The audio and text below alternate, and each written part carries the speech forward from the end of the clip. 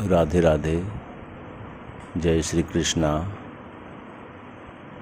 भक्तमाल सुमेरु तुलसीदास जी की सत्य कथा सुने।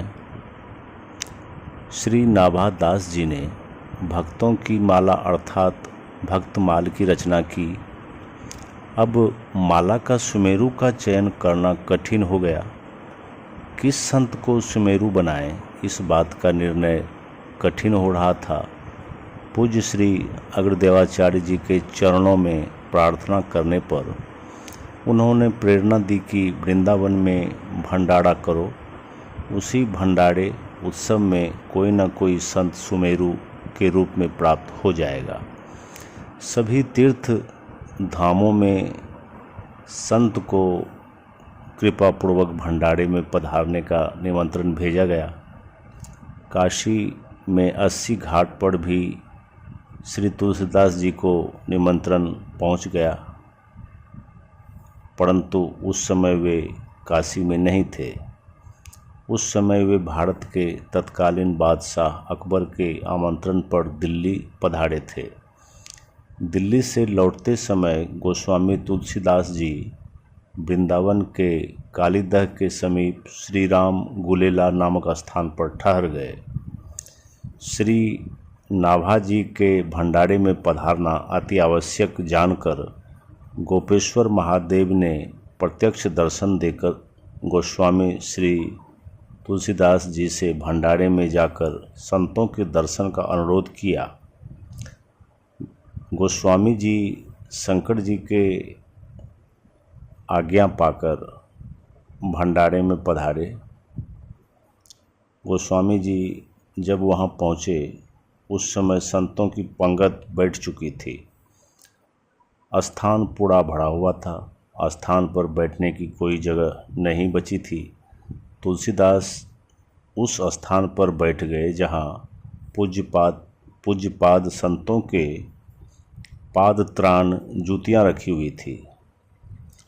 पड़ोसने वाले ने उन्हें पत्तल दी और उसमें सब्जियां और पूड़ियां परोस दी। कुछ देर बाद सेवक खीर लेकर आया। सेवक ने पूछा, महाराज आपका पात्र कहाँ है? खीर किस पात्र में परोसी जाए? तुलसीदास ने एक संत की जूती हाथ में लेकर कहा, इसमें परोस दो खीर। यह सुनते ही परोसने वाले को क्रोध आया और बोला, अरे राम राम, कैसा साधु है जो कमंडल नहीं लाया खीर पाने के लिए। अपना पात्र लाओ। पागल हो गए हो जो इस जूती में खीर लोगे? शोर सुनाई देने पर नाभा जी वहाँ दौड़कर आए। उन्होंने सोचा कहीं किसी संत का भूल कर भी अपमान ना हो जाए। नाभादास जी यह बात नहीं जानते थे कि तुलसीदास जी वृंदावन पधारे हुए हैं। उस समय संत समाज में गोस्वामी जी का नाम बहुत प्रसिद्ध था। यदि वे अपना परिचय पहले देते तो उन्हें सिंहासन पर बिठाया जाता, परंतु धन्य है गोस्वामी जी का दैन्य। नाभादास जी ने पूछा, संत भगवान, आप संत की जूती में खीर क्यों पाना चाहते हैं? यह प्रश्न सुनते ही गोस्वामी जी के नेत्र भर आए। उन्होंने उत्तर दिया, पड़ोसने वाले सेवक ने कहा कि खीर पाने के लिए पात्र लाओ। संत भगवान की जूती से उत्तम पात्र और कौन सा हो सकता है? जीव के कल्याण का सरल श्रेष्ठ साधन है कि उसे आकिंचन भक्त की चरण रज प्राप्त हो जाए। प्रहलाद जी ने कहा है, न अपने आप बुद्धि भगवान में लगती है, न किसी के प्रेरित किए जाने पर लगती है। तब तक बुद्धि भगवान में नहीं लगती जब तक किसी आकिंचन प्रेमी रसिक भक्त की चरण रज मस्तक पर धारण नहीं की जाती। यह जूती परम भाग्यशाली है।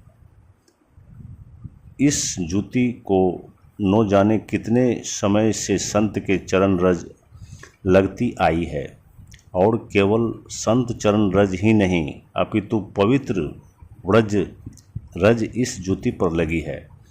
यह रज खीर के साथ शरीर के अंदर जाएगी तो अंतःकरण पवित्र हो जाएगा। संत की चरण में ऐसी श्रद्धा देखकर नाभा जी के नेत्र भर आए। उन्होंने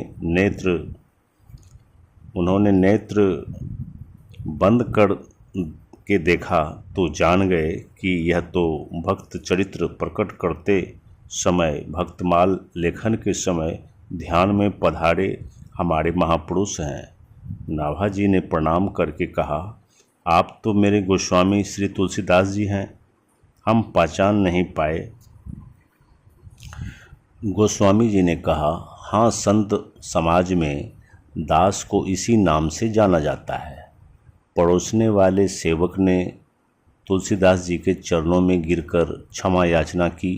सभी संतों ने गोस्वामी जी की अद्भुत दीनता को प्रणाम किया। इसके बाद श्री नाभादास जी ने गोस्वामी तुलसीदास जी को सिंहासन पर विराजमान करके पूजन किया और कहा, इतने बड़े महापुरुष होने पर भी ऐसी दीनता जिनके हृदय में है, संतों के प्रति ऐसी श्रद्धा जिनके हृदय में है, वे महात्मा ही भक्तमाल के सुमेरु हो सकते हैं। संतों की उपस्थिति में नाभादास जी ने पूज्यपाद श्री गोस्वामी तुलसीदास जी को भक्तमाल सुमेरु के रूप में स्वीकार किया, जो भक्तमाल की प्राचीन पांडुलिपियों में है।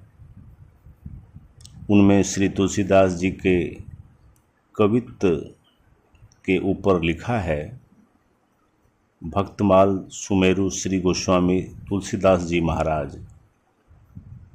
जय श्री राधे, जय श्री राम। इस प्रकार की प्रेरक कहानियाँ सुनने के लिए इस चैनल को लाइक, सब्सक्राइब कर बेल आइकन को हिट कर दें एवं शेयर ज़रूर करें। जय सिया राम।